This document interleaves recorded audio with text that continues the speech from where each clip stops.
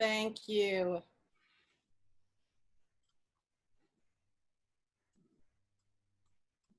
We are good to go. Okay. My name is Brenda Johnson Perkins, and I'm a librarian with Baltimore County Public Library. Welcome to the Baltimore Dialogue on Race, Community Police Relations panel discussion. This is the first in a series of discussions around race and public policy in Baltimore County. This is made possible through a collaboration between Baltimore County Public Library, the Baltimore Human Relations Commission, and the Baltimore Office of Equity and Diversity. The Breonna Taylor, Ahmaud Arbery, and George Floyd tragedies have brought the issue of fatal use of force by police into the national spotlight. But our current reality is nothing new. According to mappingpoliceviolence.org, Black people have been 28% of those killed by police since 2013, despite being only 13% of the population. 8% of the 100 largest city police departments kill Black men at higher rates than the US murder rate. This panel discussion will explore root causes, policy, and legal solutions to racial violence and bias in policing. This program, in fact, each program in the Baltimore County Dialogues on Race series will be followed a week later by a community conversation. These will serve as an opportunity for county residents and stakeholders to continue the discussion started during the panel. Before we get started, I have a few instructions. If you have any technical questions or concerns, please put them in the Q&A. Naomi Kepler, our wonderful technical support staff. Are you there, Naomi? I sure am. Thanks, Brenda. She will do her very best to help you out if you have any issues whatsoever. And please put your questions in the Q&A, and we will do our best to get to as many as possible during the question and answer period, which will follow the panel discussion. And now, at this time, Director of Baltimore County Public Library, Paula Miller, would like to say a few words. Paula?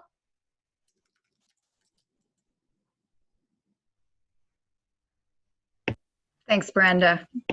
Good evening, everyone, and welcome to Baltimore County Public Library. We're happy to have you in our virtual presence this evening as we begin our Baltimore County Public Library Dialogue series on race, equity, and diversity. This is a new and important series. This is the kickoff program to that, but it is not a new arena for us. So some of you attending this evening may have watched our program in June that hosted panelists to discuss the disproportionate effect of COVID on the Black community. Or some of you might have attended one of our past community forums at Randallstown on civic action and social justice. Or you may have been a participant in our Be at the Table community gatherings at Woodlawn or North Point. We have a long-standing commitment in the library to providing programs and services that strengthen our communities and address current needs and interests of the people we serve. So because the public library is a welcoming, gracious, and trusted space, whether physical or virtual, our libraries are committed to facilitating conversations that impact the whole county and the community. We're driven to bringing people together as we're doing tonight. So thank you again for everyone attending and for your interest and participation.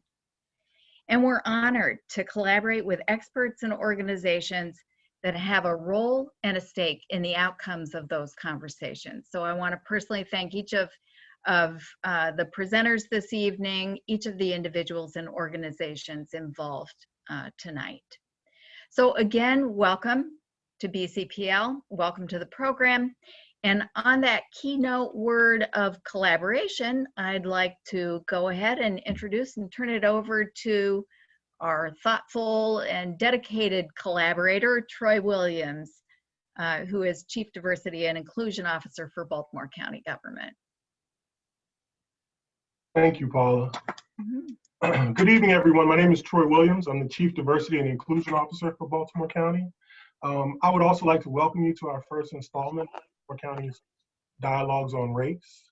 The Baltimore County Office of Diversity, Equity, and Inclusion is responsible for ensuring that the county engages all segments of the community in advancing equitable and inclusionary policies and practices. So we're very excited to be partnering with Baltimore County Public Library to deliver these important community discussions, really focused on seeking solutions to many of the systematic racial disparities that our underserved and marginalized communities continue to face. Both COVID-19 and the Black Lives Matter movement have clearly illuminated many of these disparities, and we all must remain committed to working collaboratively to deconstruct and transform systems that perpetuate both conscious and implicit bias. Baltimore County is pursuing this ongoing commitment by engaging in candid conversations on critical race policy issues, with the intent of ensuring more diverse, inclusive, and equitable outcomes. So this evening, we're looking forward to a productive discussion on eliminating racial disparities in policing and building transformative relationships between police and community. In future sessions, we anticipate discussing race disparities in both health and education. But while many of our communities are still facing tremendous pain and frustration resulting from the continued loss of Black and Brown lives, there's a collective sense of hope, solidarity, and expectation for transformational change. So tonight I'm asking us to all work together, both inside and outside of government, to achieve new paradigms in equity and racial justice.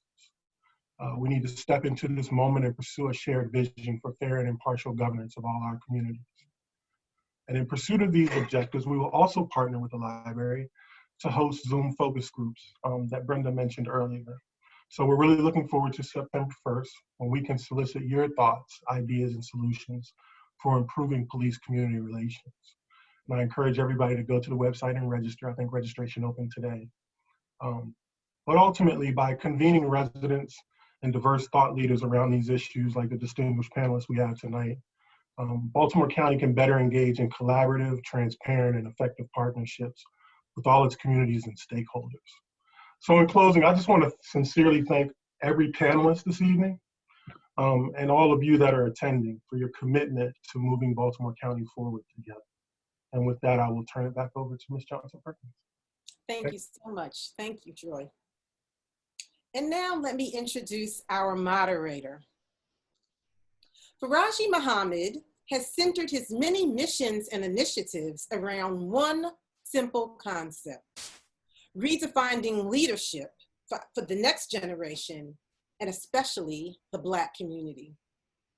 Farajii is a speaker, community organizer, writer, and music artist. Currently, Farajii is the host of the Associated Press award-winning daily news and cultural show, For the Culture, that airs on Public Radio 88.9 WEAA FM, Morgan State University. From this platform, he discusses many topical issues from politics and education to health and Black arts and culture. Without further ado, it is my honor to welcome Farajii Muhammad. Welcome, Farajii. Thank you so much, Brenda, and I want to thank all of the wonderful folks at the Baltimore.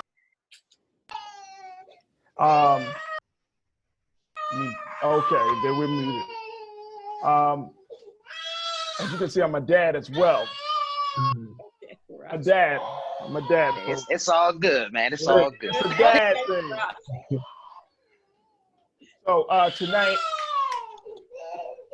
So tonight we want to make sure that we have a really great conversation about this. Excuse me one moment.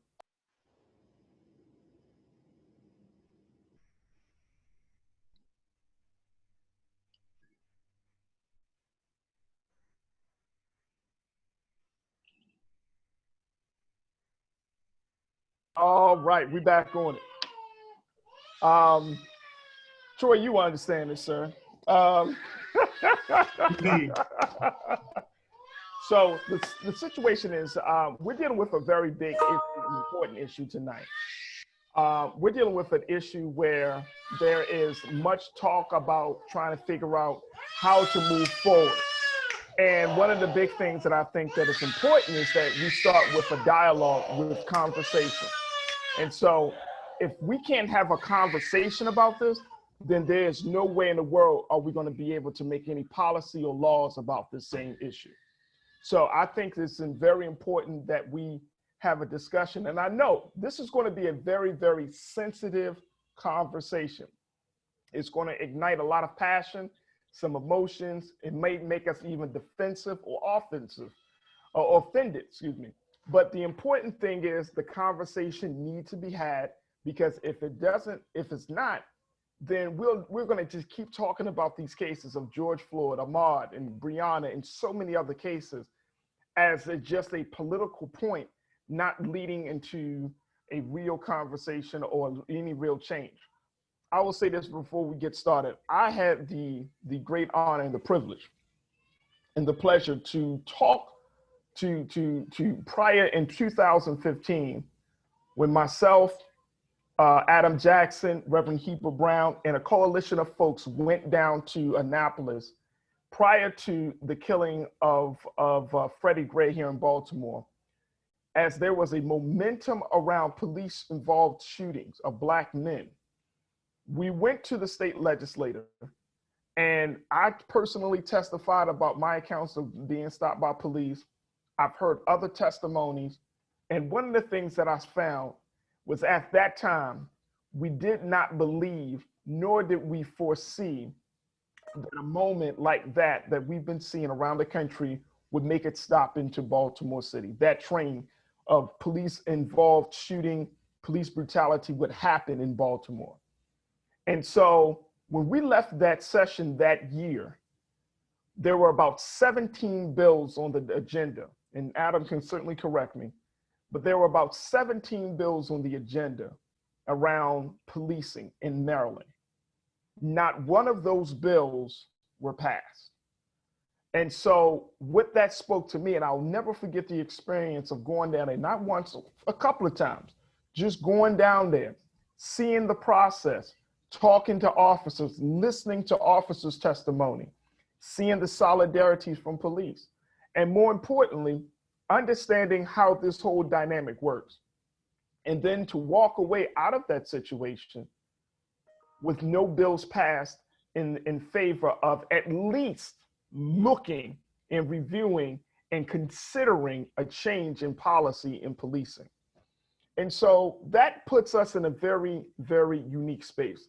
After the session, of course, Freddie Gray happened here in Baltimore City. And now we're in 2020 and we're still having some of the same conversations again.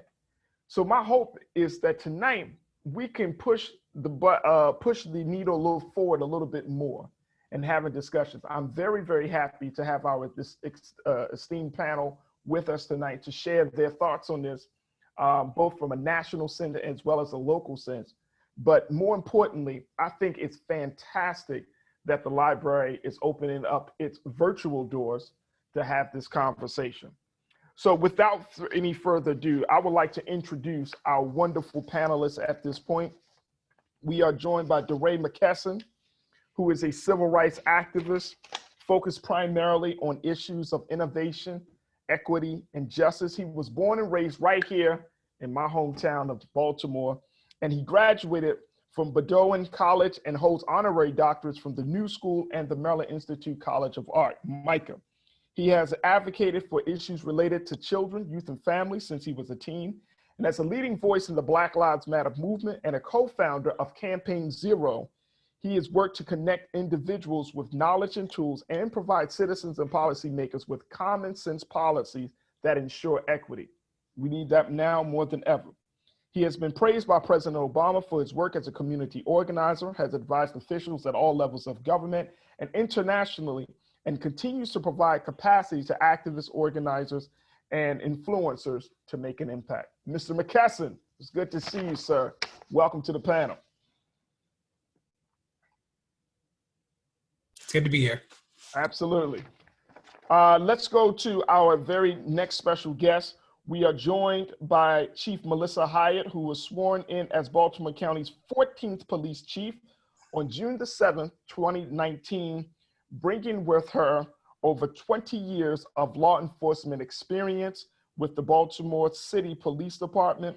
While at the police department here, her assignments included Chief of Staff to the Commissioner, Chief of Parole, and Chief of the Special Operations Division. She holds a master's in management degree from Johns Hopkins University and a Bachelor of Science degree in criminal justice from the University of Delaware. She has been honored with numerous awards and citations and holds memberships in several professional organizations, including the Major Cities Chief Association. Chief Hyatt currently serves as the first vice president for the Maryland Chiefs of Police Association.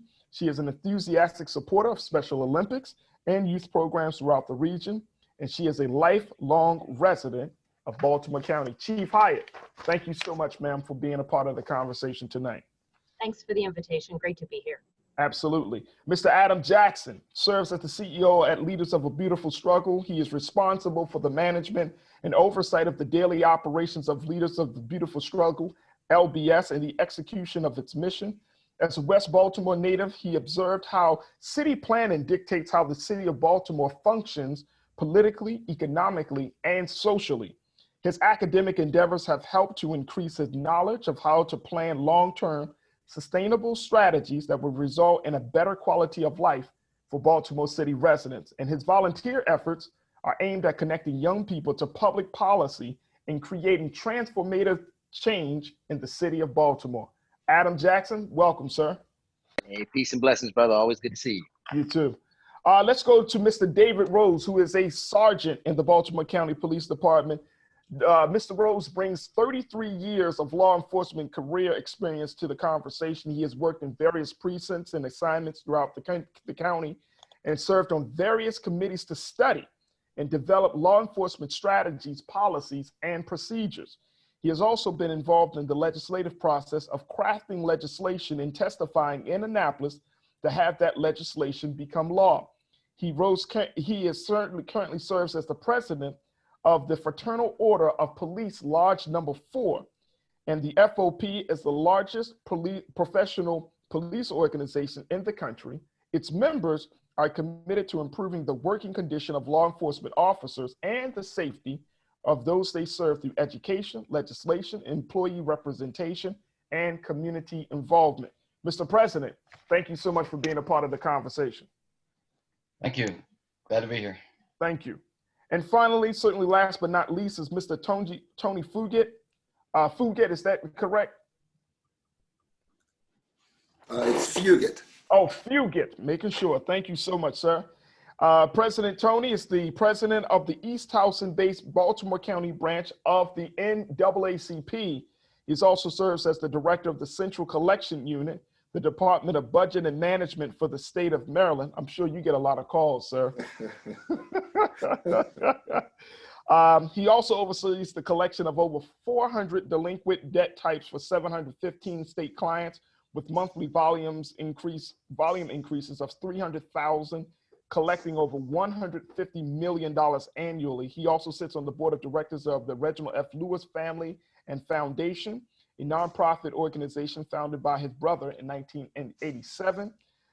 He is active in other nonprofit and educational circles, such as the Advisory Board, Johns Hopkins Department of Psychiatry. He holds a degree in finance from the University of Baltimore. And after a dozen years with IMB as the systems engineer, he founded ASF Systems in 1989, establishing his reputation as a business leader. Now, as NAACP president, he applies his business savvy to the business of civil rights, focusing on economic development, education, and community involvement in various other equity issues. Mr. Fugett, thank you so much, sir, for joining us. Thank you for having me. Delighted to be here this evening. Absolutely. Mr. McKesson, let's start with you, sir. We see this latest situation in Kenosha, Washington. And this is another big moment, it seems. I don't know if it's as big as the moment we saw with George Floyd, but in your experience and opinion, Why do you think there is still this ongoing disparity in policing when it comes to people of color, especially innocent people of color, for doing normal things? Yeah, so a couple of things. Remember that even if somebody has committed a crime, they shouldn't be executed, right? So the police don't get to decide guilt or innocence on the spot, even if people are engaged in things that other people think are wrong. So just want to like sort of put that out there. The second is that the police have killed more people since 2014, not less. A lot of people think they got better just because you didn't see it on the news. But remember that every year the police kill around 1,100 people. The police killed the lowest number of people in 2014 since 2014. Every year from 2014, it's been more than that.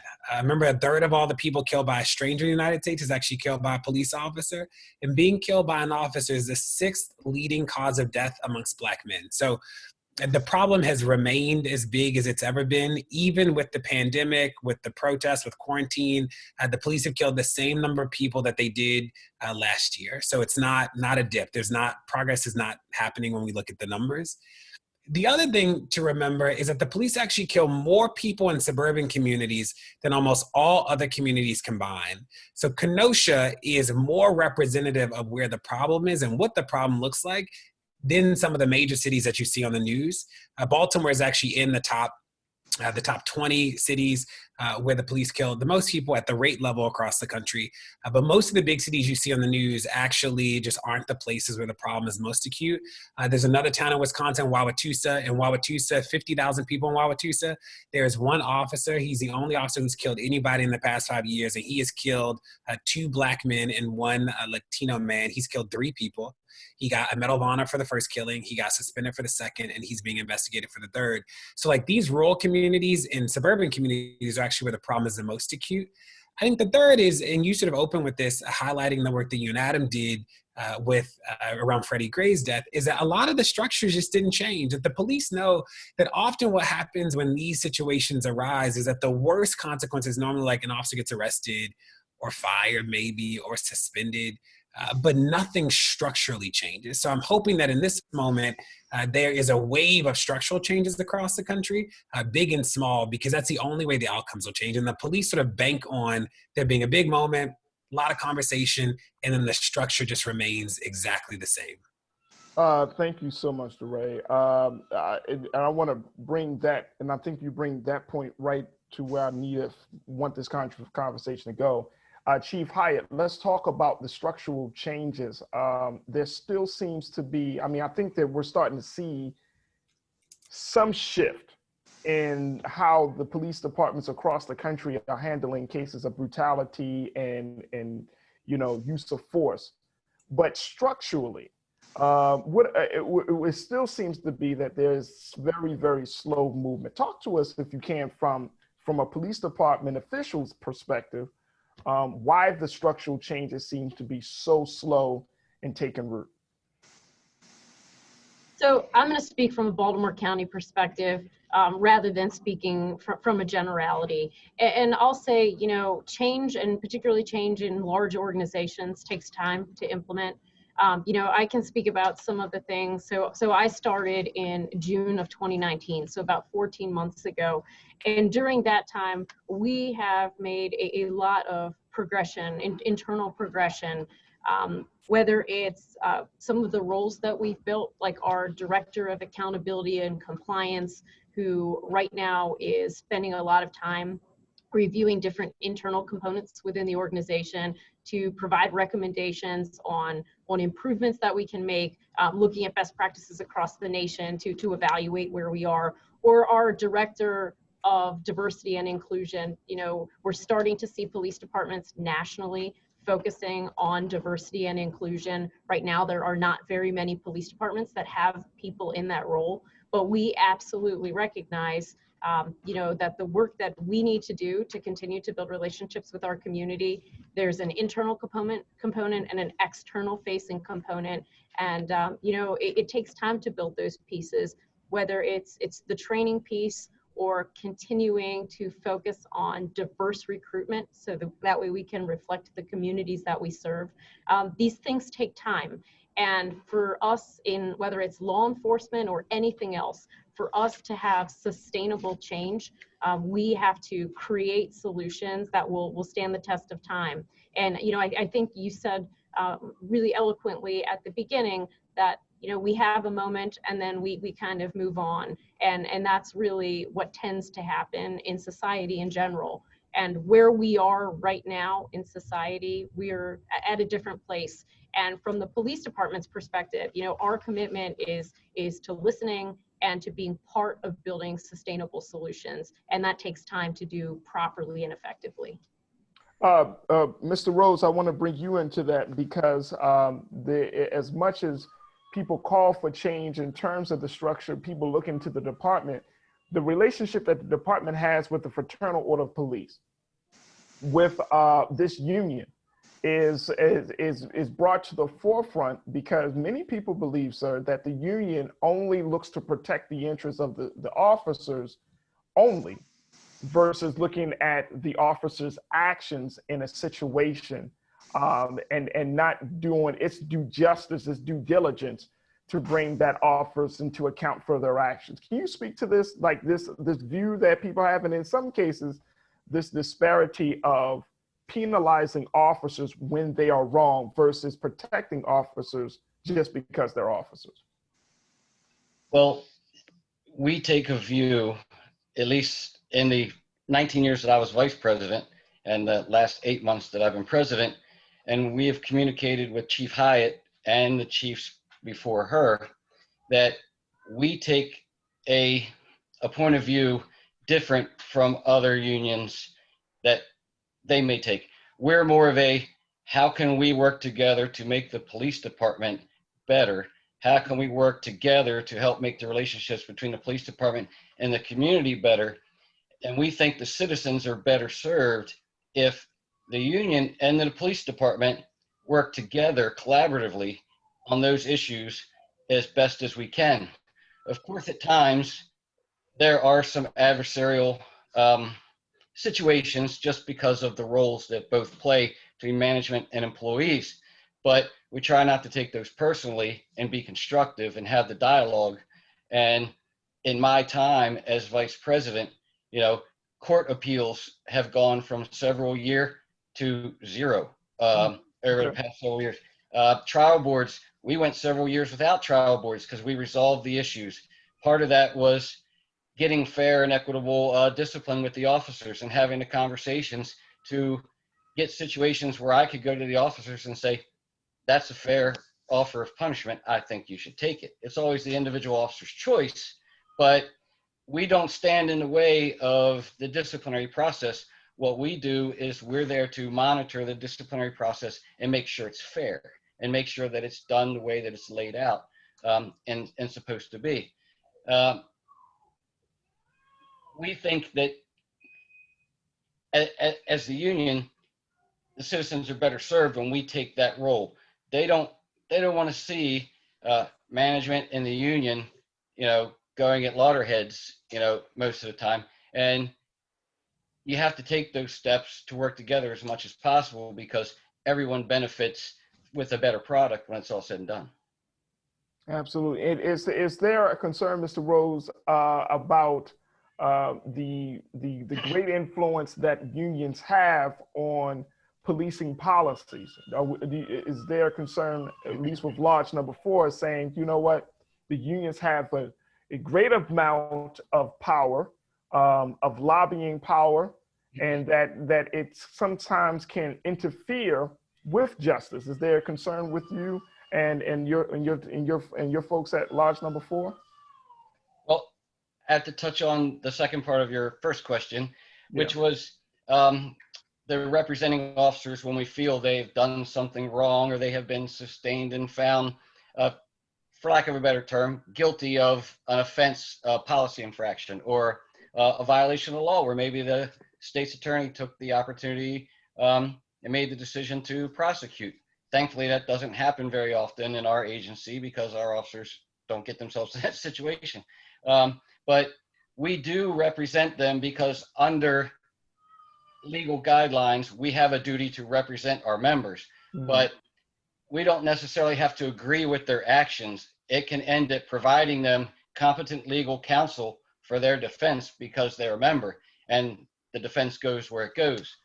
As far as policing policy, it has always been our point of view that the police department makes the policy, but the union represents the employees who should have a say and some input in constructing the policy. Because if you have input from the people who the policy is going to be placed upon, sometimes they have the best information and experience to help draft policy. Policy is always the chief's final, she's got the final decision on the actual approving of the policy, but there's a lot of expertise in the field and the membership, and it should be utilized to help facilitate the policy making. We don't stand in the way of policy making. We want to help improve the policy making and make it better. A policy doesn't do any good if there's not buy-in from the employees and there's not an understanding of the policy. So an employee who has input in the policy making can actually give you feedback as to whether it's constructed in a way where they could understand it, because you can have a policy, but if the employees can't understand a policy, they're not going to follow the policy and it's not going to do any good. So we want to be part of the team in drafting the policy, but in no way are we saying we are the policy makers. I appreciate that. Thank you so much, Mr. Rose. I want to bring Adam Jackson into this. Adam, when we think about all of that we're seeing right now, that all of this is not a new conversation. So I'm wondering, how do we realistically change the culture of policing in a way that disincentivizes inequitable policing? I mean, we are seeing like excessive use of force, targeted stops, racial profiling, and encourages officers to report inappropriate behavior. As we're hearing from the FOP chief in Baltimore County, Mr. Rose, he's saying, look, we're trying to work with the department, but it seems to me that there still seems that, you might have leadership that says one thing, but once the officers out in the street, they can make their own decision, own judgments are made, and sometimes those are fatal judgments. Can you speak to that? Yeah, so, first I want to just kind of have like a meta conversation about what the relationship is historically between law enforcement and community, because Chief Hyatt, Mr. Rose brought up that point, the relationship. And the relationship between law enforcement and community has almost always been one of repression and social control, particularly as it relates to Black people. And I think there's many historical examples that we can bring up. So you could talk about the counterintelligence program, COINTELPRO, by the Federal Bureau of Investigation, intentionally being used to monitor, kill, and or incarcerate political leaders of the time in the 1960s. You could talk about locally, as an example, Eddie Conway, who was incarcerated for 44 years for a crime he did not commit, labeled as a cop killer, and in many cases by police officers, labeled with that label by police officers in the unions of the time. And also people like Sada Shakur, who is currently still in exile in Cuba and was placed on the top 10 FBI's most wanted list, even though she was just an advocate for her community and also accused of a crime that she could not commit. And even more present day in Baltimore County, you have the murders of Corinne Gaines and Christopher Brown, in 2014, Corinne Gaines more recently, the past few years. And so these are all examples of the relationship that there is between law enforcement and community. And so when we're very clear about that, when the FOP takes stances on certain issues in Annapolis, when they testify in Annapolis, because and you're familiar, Farajii, when we've been in Annapolis, you watch officers from different jurisdictions give testimony about why they do not want more civilian oversight of their departments and all the reasons they hire high-powered lobbyists to come support them as well. Different associations and other unions from around the state of Maryland come and testify to support the idea that there should not be civilian oversight. And in fact, when we've gone to Annapolis and more recently, the concessions that have been made by the Fraternal Order of Police, both the state chapter, locally here in Baltimore and other jurisdictions, they've been very small concessions. But when it comes down to civilian oversight of police departments, that's where there's always friction. And so to your question about culture, what changes the culture of policing is the level of oversight that civilians and residents have in the department. Mr. Rose talked about the disciplinary process. The disciplinary process is handled only by sworn law enforcement. And only more recently have there been some adjustment to the Maryland Law Enforcement Officers Bill of Rights that actually allows for civilians to be on trial boards here in Baltimore City, at least. I'm unaware if that's changed in Baltimore County, although I believe it's statewide. But my point would be is that, you know, oftentimes there is no conversation about how to get civilian oversight. And I'm just clear, you know, when the FOP and other departments come down to testify, and the Baltimore County Police Department and its officers come to testify, almost always they do not support civilian oversight. And they don't support having a request for personnel records when you're talking about seeing who police officers have brutalized in the past. And we actually don't know the amount of data and information that shows the sheer magnitude of corruption that happens in law enforcement. And in Baltimore, you know, in Baltimore City more specifically, you know, we had the Department of Justice report in 2016 that highlighted all of the corruption that we already knew about as Black people. You also had the Gun Trace Task Force in Baltimore City's police department, again, showing rampant corruption because there is no civilian oversight. And so I think that the only way you can disrupt and interrupt those practices is by civilian oversight, because if you know that residents and civilians are the ones who hold your the stake of your job in the future, who can actually control your job and whether or not you're employed, then that's when things will change. But because there is no external eyes on these situations, a lot of times there's no civilian oversight or civilian intervention, that's why things don't seem to change. And ultimately, that's why the structures remain the same. I mean, there's been conversations about national legislation, federal legislation, and all these other recent conversations since the murders of George Floyd and Breonna Taylor. But everything dealing with the conversation that we're talking about tonight with police brutality and disciplinary action, all of it is under the providence and jurisdiction under state and local law.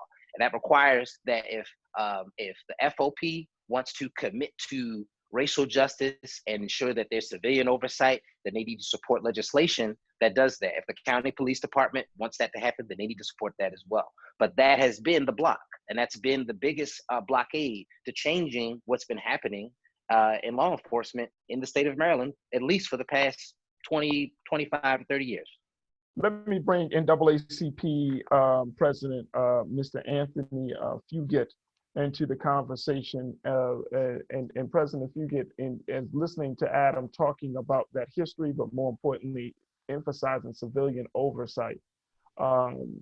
People have, I think, many people have kind of lost hope because the relationship between the police and the community is so strained. And so I think they've turned to our historic civil rights organizations like the NAACP, the Urban League, looking for relief, trying to figure out what's the best course of action. We know that there is the NAACP Legal Defense Fund to help families and victims. But talk to us a little bit about what needs to be done to bring the civilian, the community member into this process in such a way that it's going to create some new conversations and ultimately going to create some change. You know, that's a very challenging assignment and a very challenging question. You know, early on we heard that it just takes time for change. And quite frankly, I've heard that it's take time for change for the last 4 county execs who were in Baltimore County, where they said, we want to do the right thing, it just takes time to make changes. And what the NAACP has done, we wanted to look at the internal workings of the department, because if there's discriminatory practices within the department and how African-American officers are being treated, okay, how can the department be fair, if you would, to the African-American community?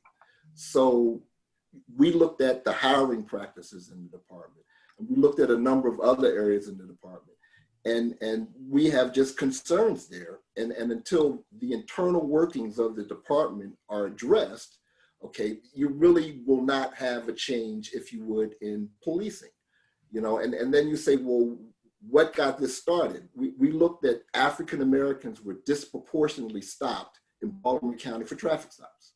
So either we're really bad drivers or we're being highlighted for some reason. Mm-hmm. And it gets to, if you would, other things that are, and other factors that are a part of the community. For example, Baltimore County is one of the most segregated counties in Maryland.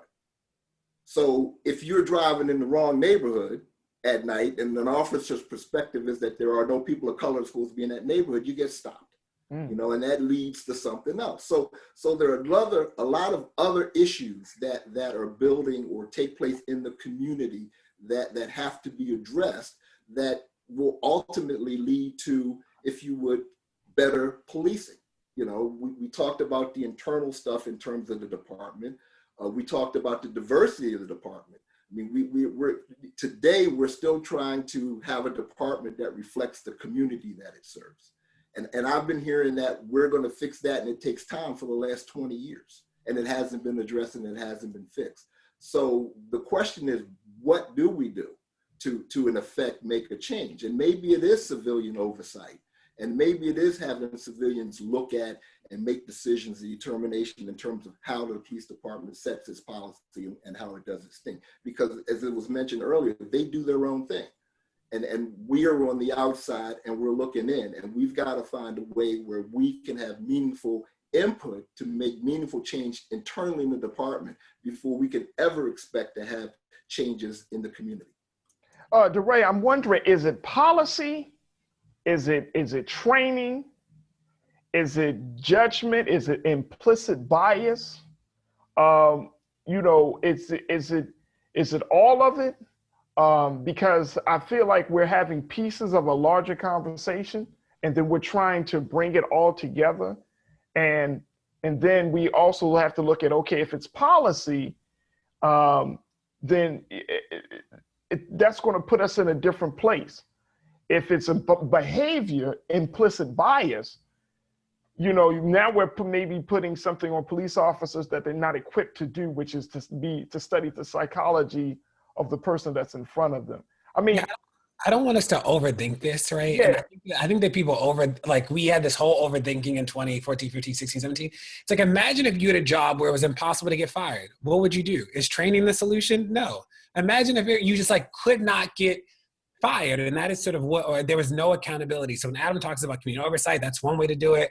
And I will just say, because we are here, Chief Hyatt and Mr. Rose, that it was really hard to hear you talk, given your lack of support for the recent, not even dramatic changes that were proposed before the Baltimore County Council.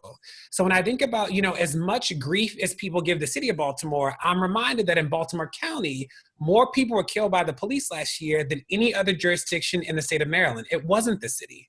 So people talk about the city all the time as this place where it's a chaos and that. The county is killing people.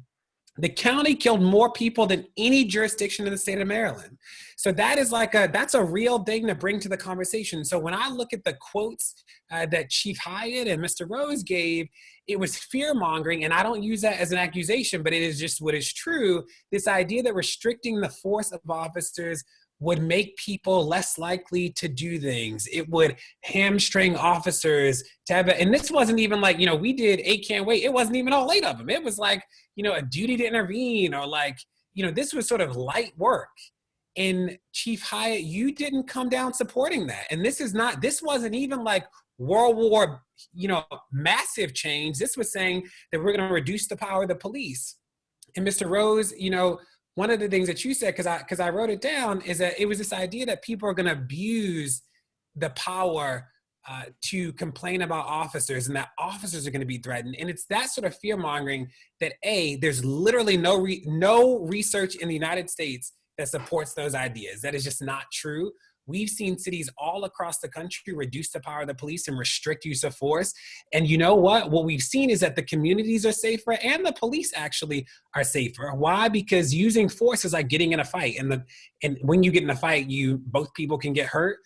But I'll just say it was really dissonant to hear you, Mr. Rose and Chief Hyatt, talk about a commitment to community and a commitment to solutions when solutions were put forth before the county council and neither one of you supported them wholeheartedly. That is just true. And the last thing I'll say, Farajii, is that training doesn't matter. So training doesn't change police officer behaviors. I'm sure training probably does some other cool things, but it doesn't change their behaviors. Body cameras don't change police behaviors. Community policing also doesn't change police behaviors. And then the number of police officers does matter, but the number of people of color. But for instance, one of the best studies about this that's out shows that it's not until they're over 35% of the department is Black that the number of people that get killed or hurt goes down. And there are only 12 police departments out of the 100 largest cities that have over 30% of the department Black. So while it might be a solution, it's just not a scalable solution. Chief Hyatt, can you respond to some of the things that Mr. McKesson put forth, and as well as Mr. Rose? Absolutely, thank you. So, I'll say a few things. First of all, in the 14 months that I've been here as the leader of this agency, there is no question that I am somebody who is reform-oriented and progressive. As for the bill that was set forth in County Council, as we know right now, moving into the session in Annapolis, there is a lot that's getting ready to get put forth into that session. And it's really important that county law isn't conflicting with state law. My position is, without question, there are some changes that we need to make. And some of them we were well into the direction of starting to make quite a bit of progress well before the death of George Floyd and what the last few months have brought for us nationally in terms of police reform. But a bill for Baltimore County, while there's no question that there is a right version of county legislation, it has to be something that brings all of the stakeholders to the table together, so that way we can work together to make sure, again, that solutions are sustainable both for the community and the police department. It's important, some of the benefits of reform, there's no question, transparency, some of the pieces that Dare brought up in terms of the police department better reflecting the community. Right now, we are getting ready to initiate an independent assessment of our entire hiring process, from the very beginning all the way through the process, to continue to have discussions about recruitment and retention, particularly of minority officers or minority candidates, to evaluate how well we're doing and recommendations that can make us better in the process. So there are a lot of things that we're in motion to do, and there is no question that our police department is a progressive organization. Absolutely, as long as I'm in the seat, I can certainly say that I'm a progressive, reform-minded person. But there are times that we have to make sure that things are being done the proper way. And some of that is bringing the right people to the table. And again, considering some of the points that we're looking at to make sure that they don't conflict with what will likely be pieces of legislation that get pushed through at the state level. I know, but Chief, I just want to know, for the record, do you support a duty to intervene or not? Because that wasn't clear to me. So quite a few months ago, we made some adjustments to our policy. That is something, as an agency, duty to intervene, duty to report, were things that we trained, but we didn't have them clearly articulated in our policy. And several months ago, we added those into the policy. Without question, a critically important component of law enforcement. Okay, now this is the last question for Farajii. What are the things that you didn't support in the bill from Council Jones that you think are gonna be overridden by the state law? That's what I don't understand why there wasn't a full-fledged support of that bill. Well, I don't want to sit and kind of go tit for tat with pieces in the bill. Like I said, without question, anything that moves our profession forward, moves our police department forward, makes us a better partner in the community and allows us to continue to progress with a lot of the visions that we already had laid out well before we ended up where we are right now, are things that we want to continue to do. But some of those pieces, we have to look at times when there are absolutes. We have to look at some of the confusion that happens between policy violations and when policy violations become legal infractions. And there's just a lot of conversation that has to happen. And that's some of what we're doing right now, having some of those conversations. Thank you so much, Chief Hyatt. Mr. Rose?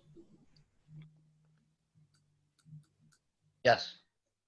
No, I was just saying, would you like to respond to just some of these, some of the things that DeRay was bringing up?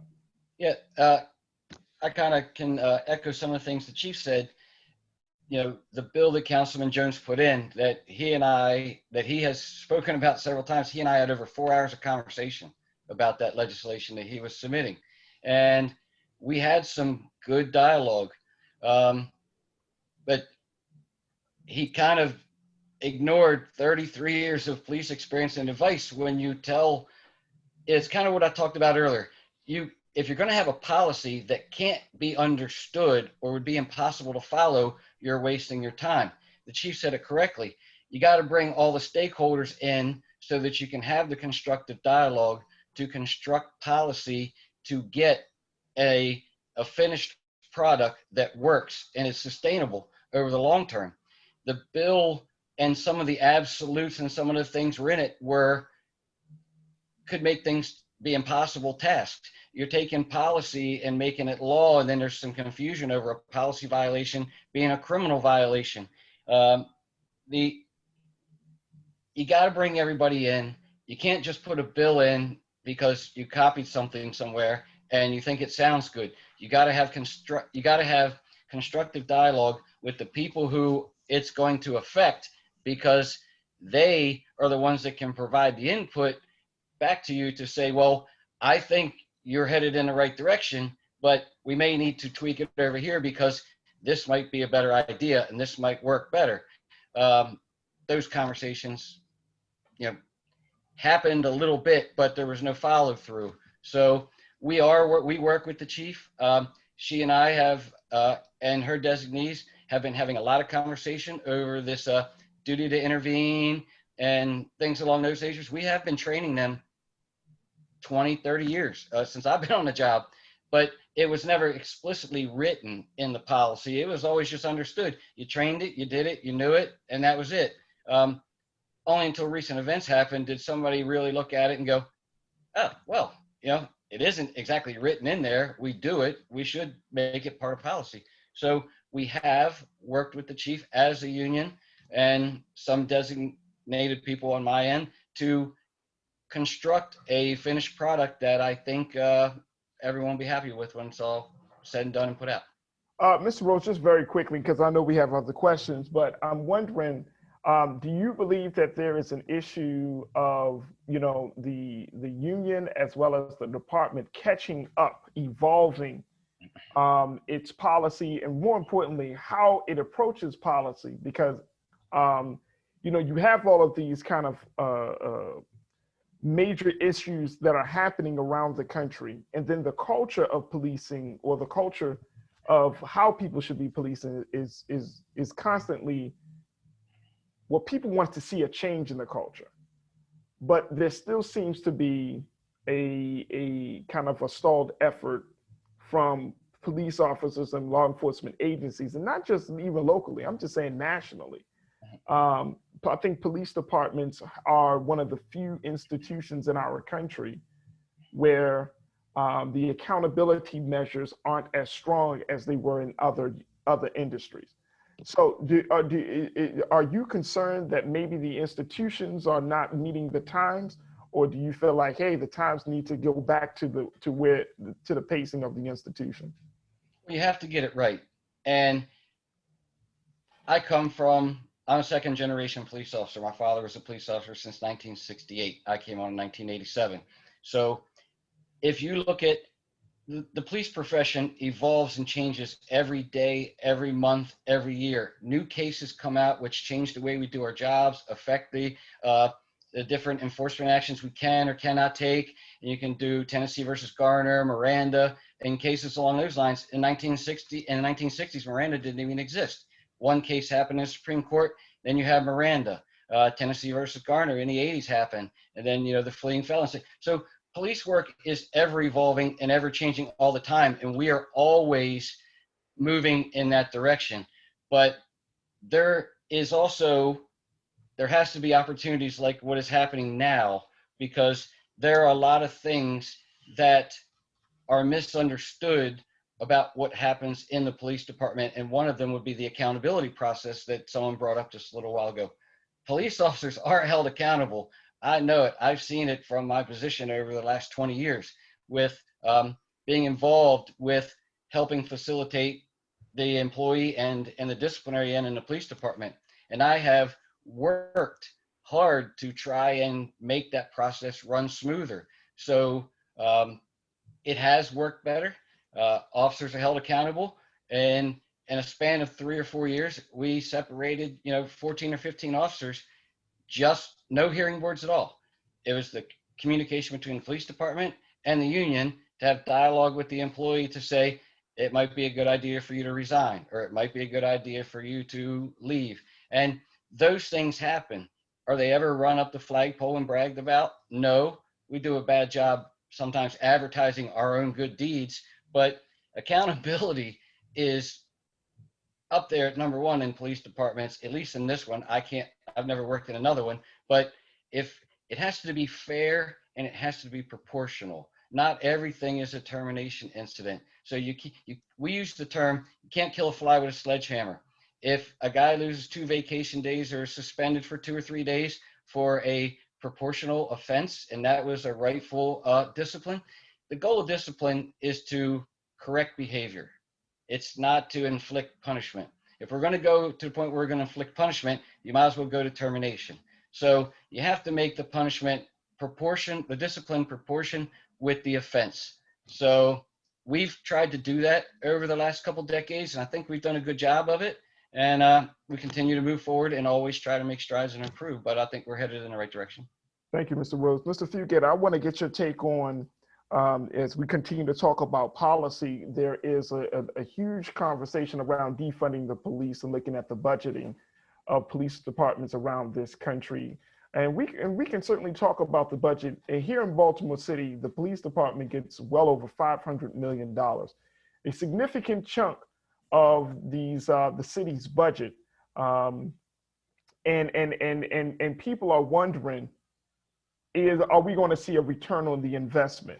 Talk to us a little bit about this, this whole movement of defunding the police. Is that a direction that you believe will lead to, getting some level of equity, justice, and fair policing from departments in Baltimore City, Baltimore County, and around this country?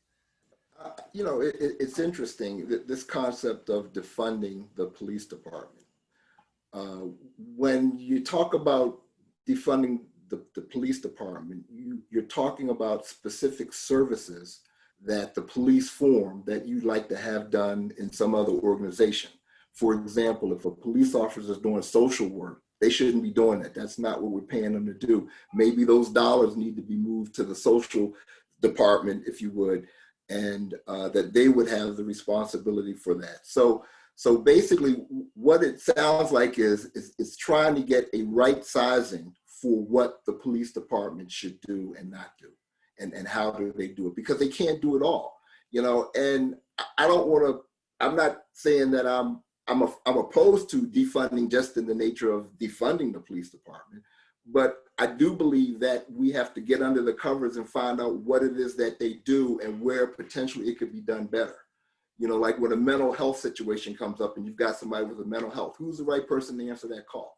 Is it the officer that's on duty or somebody that's trained to sort of diffuse or work with a mentally disturbed person? Because in Baltimore County, we talked about shootings, and the first thing that I heard is that the people who were shot were bipolar, where they had these medical issues, and the gun didn't work, and this, that, and the other. So is it the police department that needs to be trained to defund these, or does somebody else have to take on that responsibility?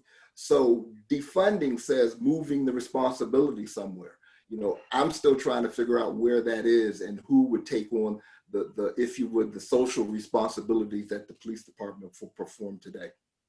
Adam Jackson, talk to us. Defunding the police. Is this a viable method to bring some level of equity and justice into policing? Yeah, I'll answer you. I'll answer that. And before I answer that, I do want to just make a point, because I saw the conversation back and forth earlier about accountability. Just to make it very clear, The Law Enforcement Officers Bill of Rights is the state law that keeps civilians out of the process of accountability. And so there could be local ordinances, local laws that can be passed through councils, county councils, city councils. But at the end of the day, in Maryland, that law needs to be changed to hold so that way civilians can be involved in the disciplinary process. As of right now, it's almost always, if not 100% of the time, sworn law enforcement that does that process. And that's a state level issue. And I'm somewhat familiar with the legislation that was talked about earlier in the Baltimore County Council. But again, if we want to be able, if residents want to be able to fire officers for the conduct that they engage in, for killing our people in our community, that's a state issue, and that's required. It's required that we go to Annapolis to change that, and that's been the case for as long as that law has been in place. So that's there. But to answer your question, Farajii, about defunding the police, I'm actually, to Mr. Fugett's point, it's a great talking point. It's a great thing to say on cable news. We want to defund the police, meaning in Baltimore City, if we have $500 million that's going to the police department, if we take a third of that or half of that and we redirect it to quote unquote social programs and social services, that presumes a lot of things. One, it presumes that the current structure that we have in place is sufficient and that if we just gave it more money, it would work better. Meaning that if social services had more money, if nonprofit organizations run by white people had more money, if all of these other institutions had more money, then they would be able to administer more effective services to solve for all of our society's social ills. And at the same time, still be able to administer public safety in a way that makes sense. And it's a problem because people that use that as a talking point are oftentimes not made responsible for making sure how that actually comes to fruition. And what I would say to defunding police, because I believe you should defund the police, the issue is that Black people, and specifically in Black cities or places where neighborhoods and communities where we are the majority, we do not have an infrastructure that we can redirect resources to that could still meet the need of keeping the community safe. And that's the main issue. In Baltimore, we have safe streets and we have community-based efforts like the Baltimore ceasefire. And if they had more resources to build their infrastructure, then over a period of time, you could gradually defund the police and replace that agency with a community-based agency that does a variety of things, but at the end of the day, still meets the need of public safety. I think that the problem has been with the conversation about defunding police is that when people say defund the police, the assumption is you just take it all away and there's nothing to replace it. And the only thing we know is police and law enforcement are the only thing that we know. It's the water we swim in as fish, so we don't really understand what that world looks like and what that means. But what I would say is that if we're serious about that as a perspective and as something that we want to support long-term, then we have to build infrastructure in our community. I don't think you should give a white nonprofit $500 million to administer social services to Black people. I think that Black people should be the ones that are running the program, services, and support systems in our community. If we do have to do something to meet the need of public safety, then it should be our organizations, our efforts, our people and community that get funded and supported to do that. And that long-term, we can gradually replace those departments and those agencies with something different that is more empowering for our community. But again, the issue has always been people kind of make the talking point and that's where we stop. And I think it gives Democrats and law enforcement and the FOP and police agencies an excuse and an out to say that, okay, well, now we're just going to do this. We're going to tinker inside of the police department. We're going to make this small policy change. We're going to tweak this thing. But at the end of the day, those small changes don't add up to sustainable change. The resources are the same. We're not holding police accountable. Civilians are not involved in the process. And so everything's allowed to remain the same while we still have the kind of prettied up outside. And so I would say, so to wrap up what I'm saying, again, we need to focus on how to fund and support community-based institutions that administer public safety and all the other services that are needed for healthy communities.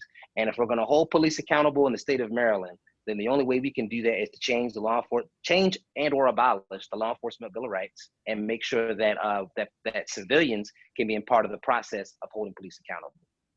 Folks, and to Adam, I appreciate you and I thank you so much for that response. I want to now, because of the interest of time, we have a number of questions that have come in from our watchers. We have well over 150 plus people that are tuned in to tonight's conversation about policing and this important community dialogue. Folks, if you have not already, post your questions in our Q&A portion, and we'll try to get to as many questions to our esteemed panel as much as we can. But I want to just share just a little bit of some of these questions and then get everyone's thought. So we're going to start with Rodina Bean. Rodina posted, in every organization, coworkers usually know who the bad apples are. What is being done to encourage and provide tools for good cops to remove bad apples from their ranks? Chief Hyatt, can you speak to that? Absolutely. So, a couple of mechanisms that we have in place internally. We have an early intervention program, which gives us the ability to flag officers that have essentially early warning signs that we need to be cognizant of, and have an intervention, and whether that's requiring training or other support to make sure that we are able to build our workforce in the strongest way possible. We also in Baltimore County, if an officer, like we discussed before about intervening, duty to intervene and duty to report, if an officer reports conduct or some type of incident involving another officer, they're protected against retaliation. And those are really important things, that if an officer does recognize behavior and comes forward with it, that they will not be ostracized for doing that. That's certainly not something that our organization would tolerate. Thank you so much, Chief Hyatt. From another watcher, Mr. Rose, they asked a question. They said, Mr. Rose said that we do not understand the police accountability process. Would you be able to walk us through that process to see if there are parts of the process itself that can be improved or at least more transparent? It's actually not something that can be done in a couple minutes. We just took, I believe, 45 minutes today in our Equitable Policing Committee that the county executive has constructed, that Tony sits on, and the chief and myself. And it was a 45-minute or so PowerPoint presentation given by the Internal Affairs Commander. I can try to do a little, 30-second to 1 minute, snapshot of that. So the police department will take complaints in various different forms: anonymous, phone, email, in person, at any precinct, to any supervisor. All officers in the police department have the ability to take a complaint. Actually, they have to refer, an officer in a station will refer you to a supervisor to take a complaint. If that supervisor refuses to take a complaint, that supervisor can be held accountable. The complaints are sent up to Internal Affairs. Internal Affairs has a process of giving every complaint a number, and they track it through a couple different programs, IA Pro and Blue Team. And those track the complaints and the officers to identify different things going on. We also have an early warning system since the early 90s to identify any officers who might have an issue with too many disorderly conduct arrests, or too many citizen complaints or use of force complaints, so we can identify and look for issues that might call for additional training, and maybe everything all the way up, including termination. But the complaint starts at Internal Affairs. They do their investigation. Eventually, they come to a point in time where they want to interview the officer. They give the officer the paperwork that they have to give them to notify them that they're under investigation.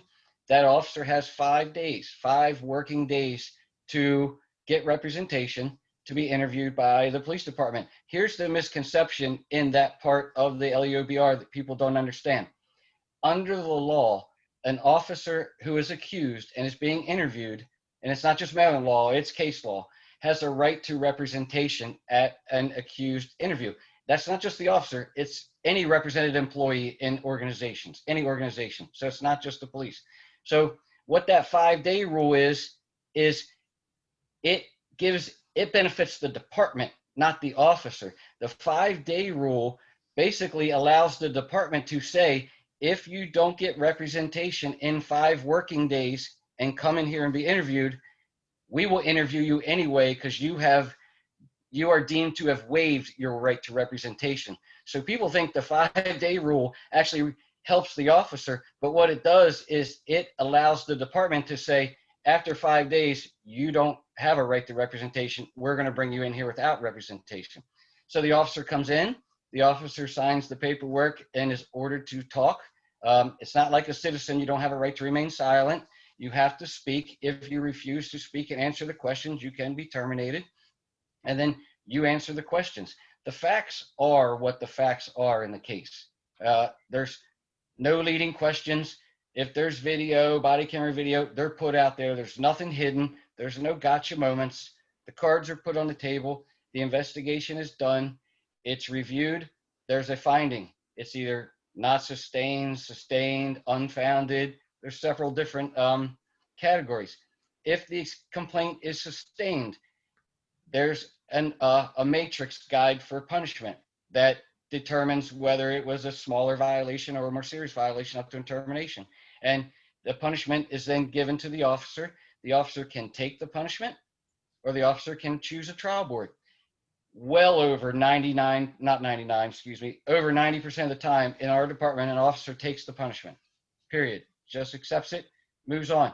If an officer did something incorrect and there's a disciplinary action that is proportional, I will tell you that almost every single time that officer will accept that punishment and corrective action and move on. If the officer chooses the trial board, the chief will set the date for the trial board, select the trial board members. The legal director for the police department will be the prosecutor, and the hearing will go on in a trial board room, and it's at the lowest possible standard of guilt, 50.01%, just over 50% preponderance of the evidence. That's all it is. You more likely did it than did not do it. And then the trial board makes a finding of guilt. The officer has a right to an appeal to circuit court, which we haven't done in about 15 years, but that appeal is very limited. You can't re-argue the case. You can only argue really that there was a legal error. Now, since 2016, House Bill 2016, I helped the Senator Bobby Zirkin construct the open trial board provision for that bill, and also helped construct the ability for citizens to sit on a trial board if it's negotiated with the representative group, the FOP or whoever is representing that group. So we helped write that in the provision. There's also a whistleblower provision in that bill. There were two whistleblower provisions that were introduced that year. One was from Jill Carter when she was a delegate, and one was from me that I wrote. There were two versions of the same whistleblower protection bill. Jill Carter's got preference over mine, you know, professional courtesy, I guess, and her version of the bill was passed, but that was put into HB 1016. So we're not just down there trying to oppose legislation. We're down there trying to bring constructive, meaningful dialogue and things that to the table that actually work. So the FOP was part of the open trial board process, part of the Citizens on Trial Boards process, and helped facilitate the whistleblower protection in the LEOBR. So we are involved in construction and moving towards the direction that everybody's looking for. It has to be the right context, and it has to be the right issue and law. Mr. Rose, thank you so much, sir, for breaking down that process. Farajii, can I just say real quick, just as a matter of clarification, is that, just to be clear, Mr. Rose, is that state law does not allow anonymous complaints of brutality to be investigated. So it's not true. Like blanket statements like anonymous complaints are investigated is just a false statement because state law prohibits that, which is something you and I both know. No, actually, in that bill, I believe, and I haven't read it in a while, in that bill, a complaint for brutality or excessive force can't be anonymous, but a misconduct complaint, I believe, can. There may be some changes coming forward. Yeah, I just want to be clear that it is not a true statement that all anonymous complaints are investigated. That is not true. So anonymous complaints get taken. Yeah, but not the Maryland Court of Appeals. That's correct. They do get taken. But they do not get investigated by the police department, is what I just want to be clear about. That is what the law says. What'd you say, Ms. Chief Hyatt? You think that is an incorrect reading of the law? That's correct. It is incorrect. What do you think? We still investigate anonymous complaints. We do it continuously. Just because a complaint comes in that doesn't have an individual who signs a complaint, we still investigate it. So when we read the Bill of Rights, which says in plain English, anonymous complaints for brutality, complaints for brutality must be sworn and signed. You're saying as a matter of practice, you still investigate them anyway. So it's my understanding that the Court of Appeals was able to clean that up and clarify it, and I certainly don't have that information in front of me, but that is not the case, and we do investigate those. And then also the Bill of Rights also says disciplinary records are destroyed, can be destroyed after 3 years. Is that the practice of the Baltimore County Police Department? Is that a chief question or mine? Oh, I think she would run the department. I hope that you're not able to destroy the records of the Baltimore County Police Department. There is an expungement provision in the Law Enforcement Officers Bill of Rights that says a not sustained, if it's a sustained complaint, the officer is found guilty, it cannot be expunged. If it's an unfounded or exonerated complaint, 3 years after the date the complaint is completed, so when it's signed off as completed by the chief of police, you can have that expunged. It's not destroyed, it's expunged. There's a difference. There's an expungement same with criminal expungements for civilians.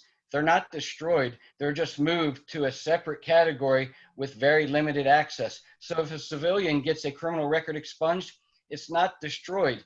There are certain government agencies that have limited access to it for reasons, and there are certain background investigations that can be done to uncover it. Same thing with a police officer. If a police officer gets a record expunged, it just comes out of the active file, gets put in the file cabinet next to it, and is locked in there. And there are only certain reasons why there can be access to that file, because you have been exonerated, you have been not sustained, or it's been unfounded. So you have the right, just like any other citizen, to have that expunged from your active file. It's then moved to an inactive file, but it is not destroyed. I know that for a fact. I had that discussion several times, and they are not destroyed. As we're talking about this, can Chief Hyatt or Mr. Rose, can you tell us what is the best known, accessible, and credible complaint mechanism that's available for citizens who wish to register a grievance regarding police behavior? What's the platform or the medium that they should use, the citizens should use?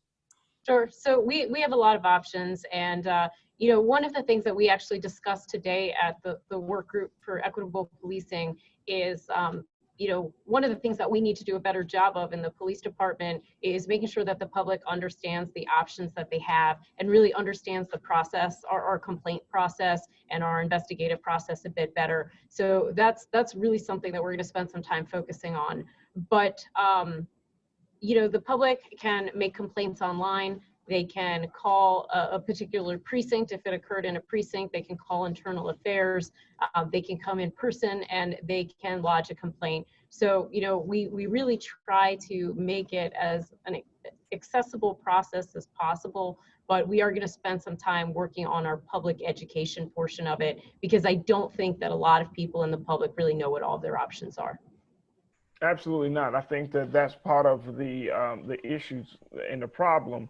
But the other part of that, Chief Hyatt, is the fact that when those, the process, like what if a citizen files a complaint, what is the general protocol, and more importantly, what's the likelihood that that person's complaint is going to get to the proper hands to make sure that there are some changes?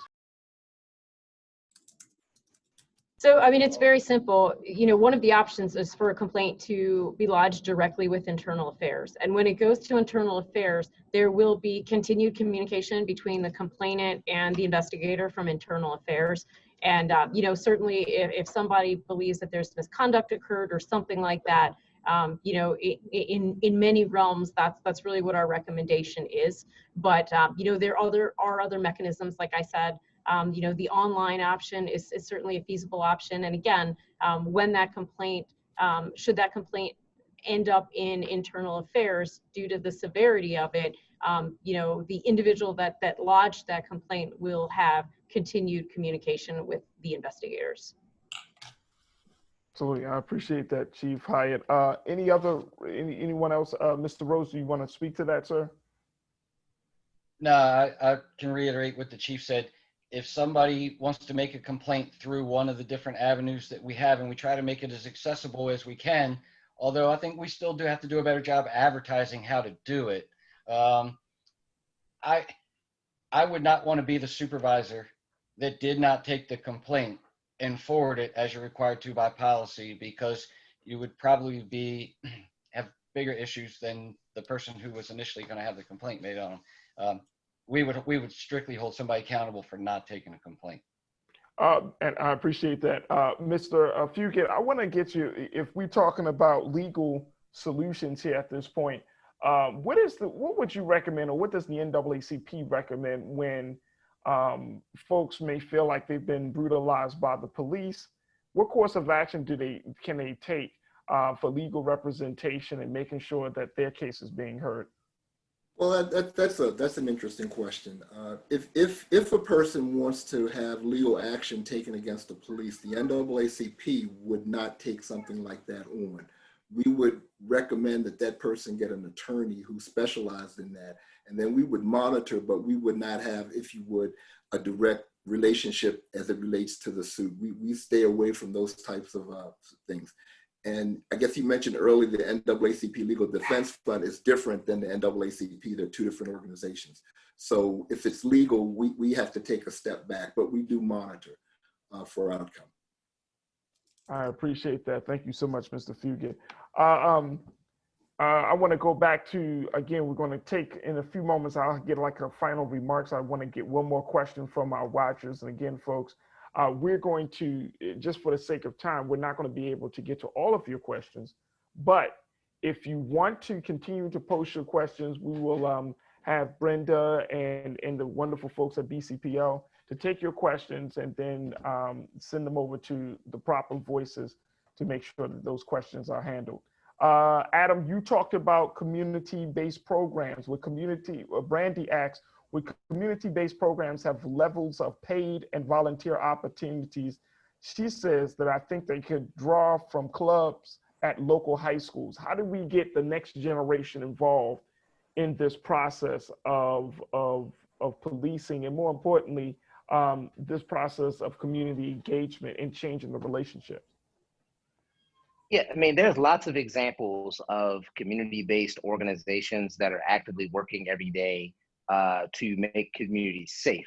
And the examples I can give are in Baltimore City, but I'm sure that there's programs that are similar in Baltimore County. One example that I mentioned before is Safe Streets, and it essentially it's run by the local government here. I believe it was run through the health department, and now I believe it's run through the mayor's office. But essentially they employ people who were previously incarcerated or had interactions with the criminal justice system, and those people are actually violence interrupters. There's violence interrupters that go into communities that have high rates of dangerous crimes, and they intervene and ensure that we can deal with the issue of violence in our community without having to resort to calling the police.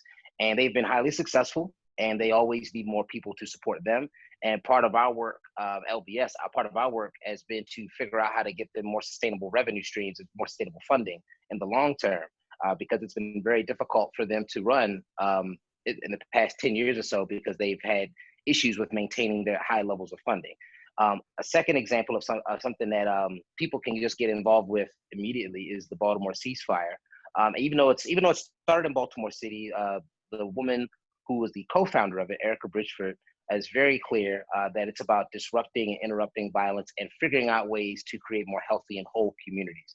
And so Erica and her team are people I always lift up, and people that, in terms of examples that people can go to.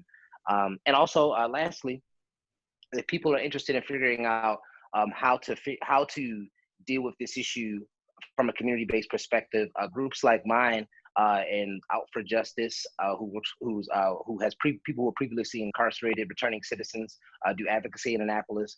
Groups like the Job Opportunities Task Force and other groups.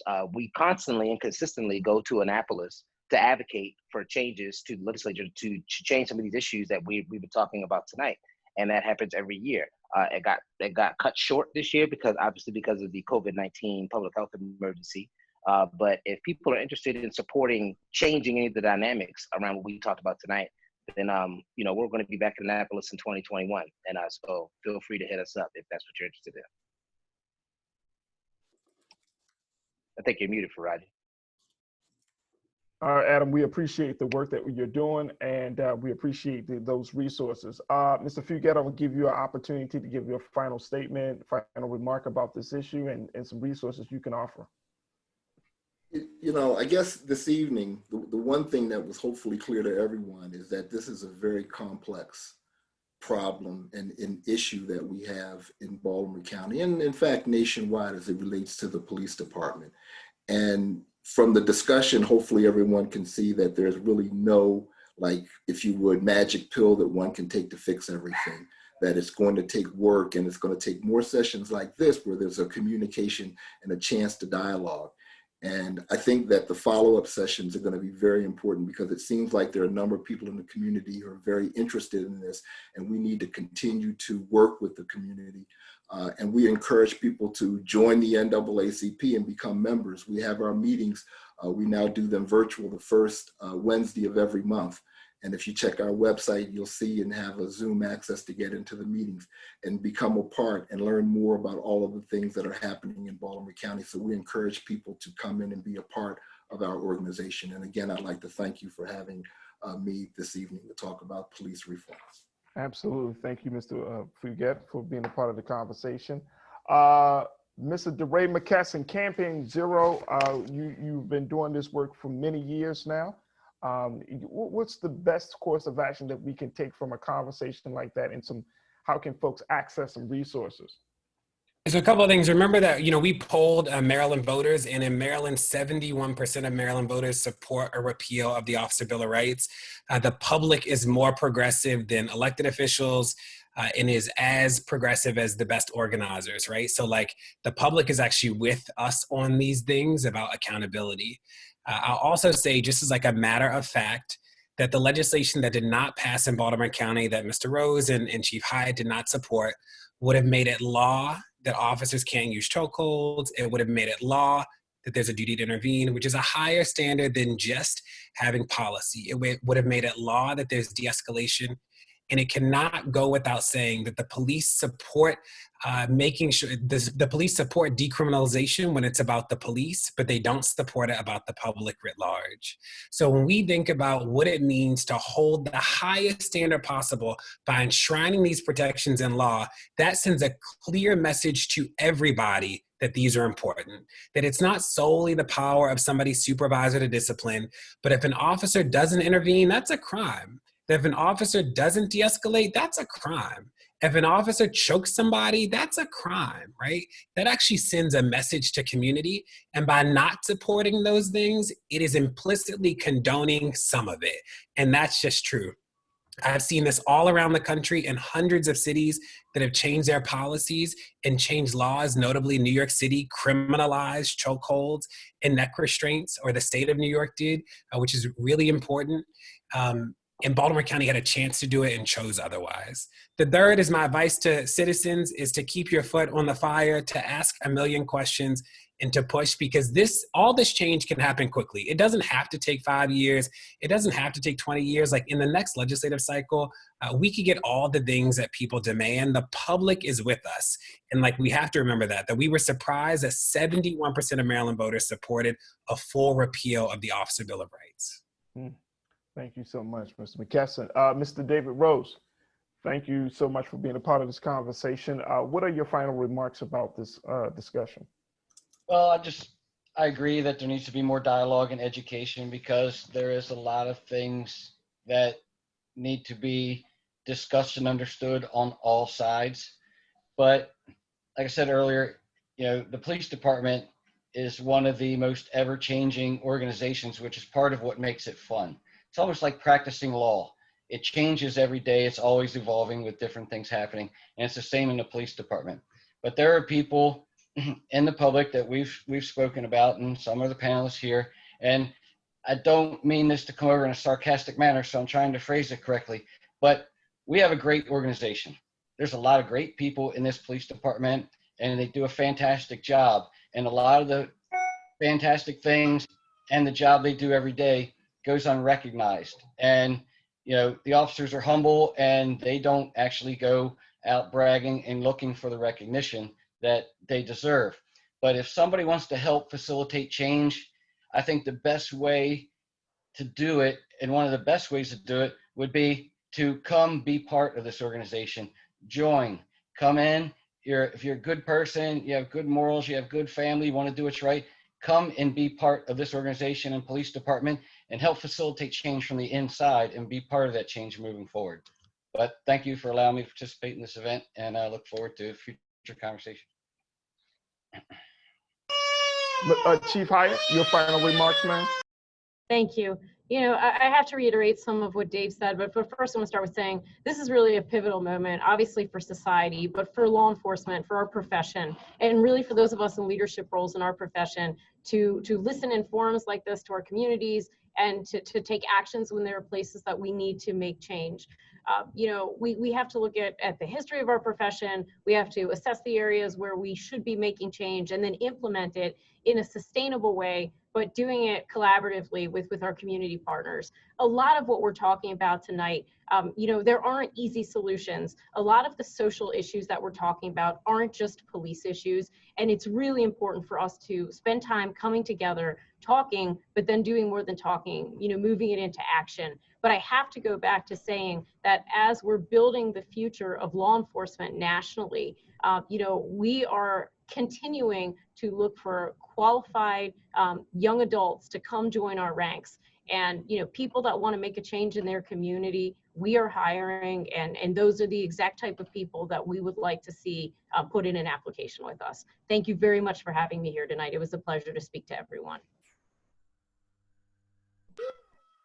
Well, I appreciate each and every one of you for being a part of, oops, let me make sure I get this right. There we go.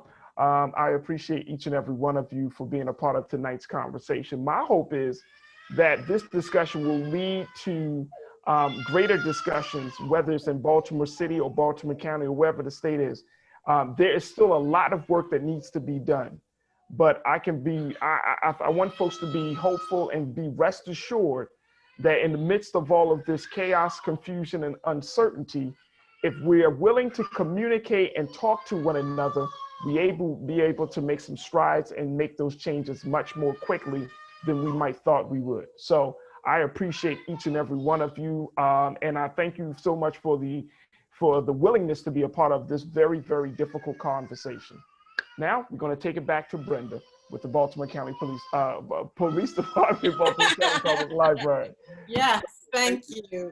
And yes, communication is essential to building relationship and improving relationships.